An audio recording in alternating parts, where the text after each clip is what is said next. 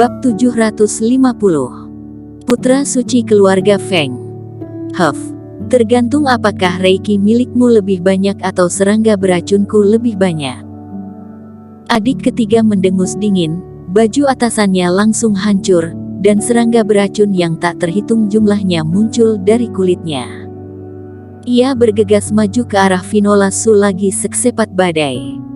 Finola Su berdiri diam di tanah. Kali ini seolah dia menutup mata. Dia menusukkan kedua pedangnya ke tanah dan dengan cepat memainkan beberapa trik dengan kedua tangannya. Langit es jiwa yang dingin. Ucap Finola Su, di luar tubuhnya, banyak udara dingin bermunculan, berubah menjadi aliran udara yang besar, terbang di sekelilingnya sebagai pusat, udaranya tampak mengembun, membentuk angin puyuh dari reiki. Serangga beracun ini semuanya terperangkap dalam pusaran angin reiki. Dengungan itu berlanjut untuk beberapa saat, dan badai yang ditimbulkan oleh serangga beracun terus-menerus bertabrakan dan terjerat dengan hawa dingin di luar tubuh Finola Su.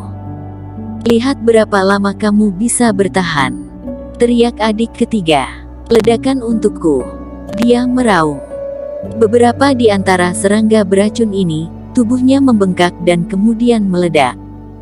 Raungan besar terdengar, gelombang udara bergulir dipenuhi energi. Udara sedingin es di luar tubuh Finola Su langsung hancur. Telan dia untukku, teriak adik ketiga, dan serangga beracun yang tersisa bergerak menuju Finola Su.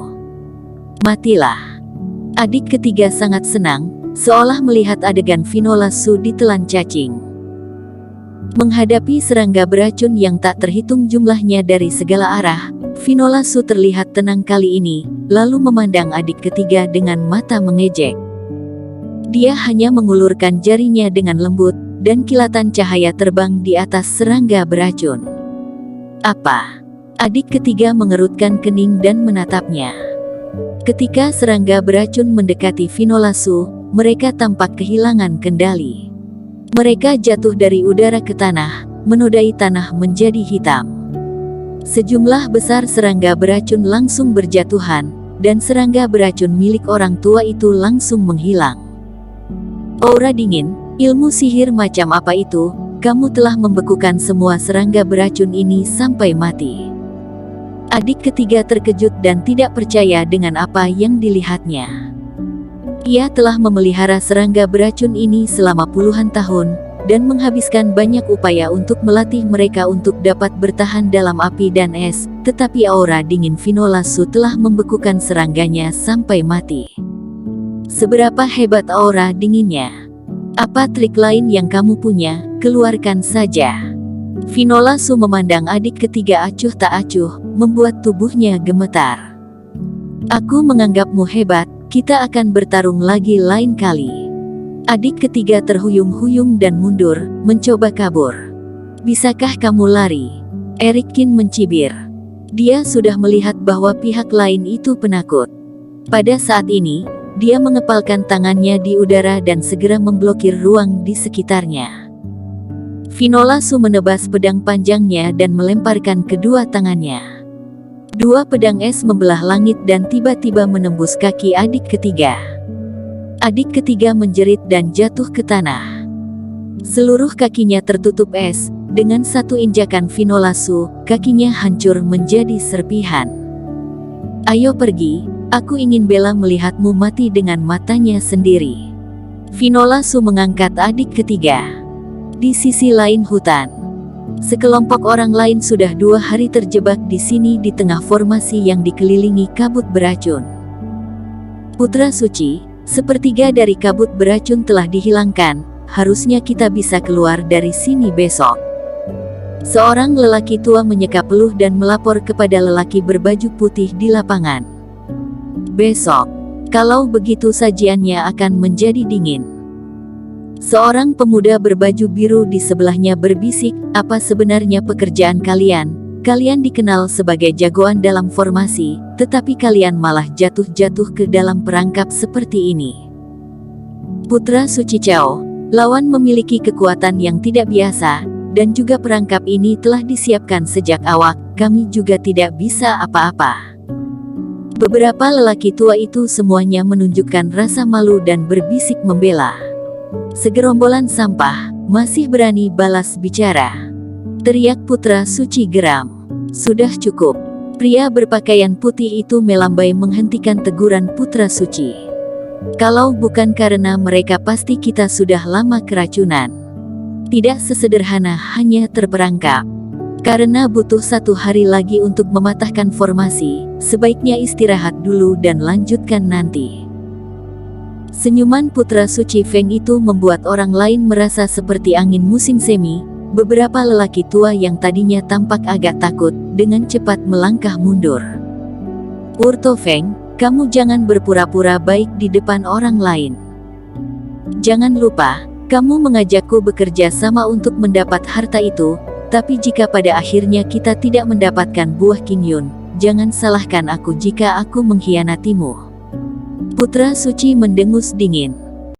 Putra suci keluarga Feng, Wurto Feng, berada di peringkat kedua, sedangkan Han Dichao berada di peringkat keempat, dan keduanya memiliki fase kesempurnaan kelas 4 puncak basis kultivasi. Karena memiliki kekuatan yang sama, jadi Han Dichao tidak takut padanya.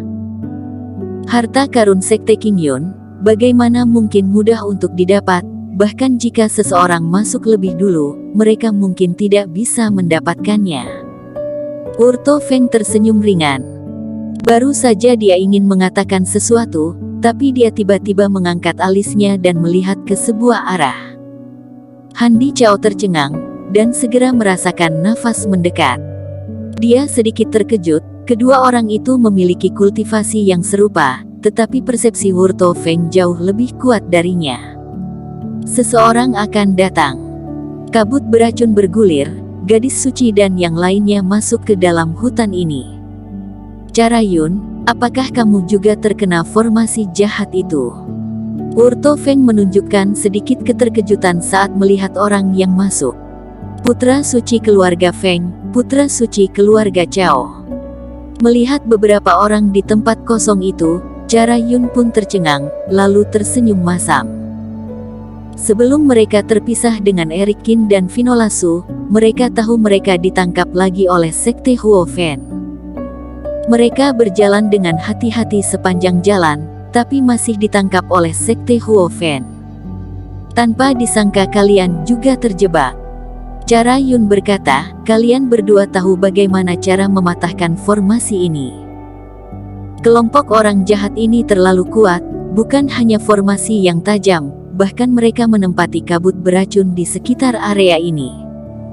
Aku hanya bisa menghilangkan sepertiganya setelah aku memecahkannya hampir sepanjang hari. Putra suci keluarga Feng menggelengkan kepalanya. Aku tidak tahu mahakarya siapa kabut beracun ini. Ini benar-benar mencakup radius 10 mil. Jika kabut beracun tidak dihilangkan, kami tidak akan bisa keluar. Keluarga putra suci Chao juga mendesah.